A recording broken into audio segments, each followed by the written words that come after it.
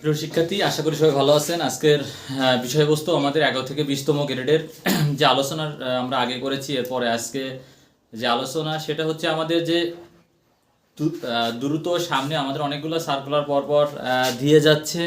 সেটা আপনারা দেখতে পাচ্ছেন, কম্পিউটার অপারেটর, 60 লিপি, মুদ্রা অক্ষরিক এবং আমাদের বিভিন্ন ধরনের, যেমন হিসাব সহকারী, তারপর হিসাব রক্ষক, তারপর ব্যক্তিগত সহকারী। এই যে আমাদের যে পরীক্ষার যে টপিকসগুলো আছে, এটার জন্য আপনারা একটা বই আপনারা সুন্দরভাবে পড়ুন। সেটা হচ্ছে রিসেন্ট জব সলিউশন।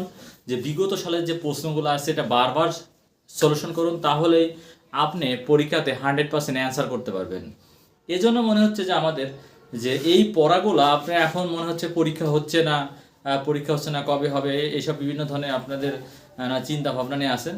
তো দেখা যাচ্ছে যে আপনাদের যে বিষয়গুলা যে সামনেই আমাদের পরীক্ষাগুলো শুরু হয়ে যাবে। তো এর জন্য প্রিয় শিক্ষার্থী, আপনারা পুরো নিজেদের মতন তৈরি করুন, তাহলে এই পরীক্ষাতে ভালো করতে পারবেন। তো এইভাবেই আমাদের ভিডিওগুলো দেখতে থাকবেন। আমরা পরবর্তী ভিডিওগুলো আমরা আশা করা যায় সামনের মাস থেকে, এপ্রিল মাস থেকে আমরা হয়তো যে অনলাইনে আমাদের ক্লাসগুলো শুরু হবে, ক্লাস দেখার জন্য বিশেষভাবে অনুরোধ রইল। ধন্যবাদ সবাইকে।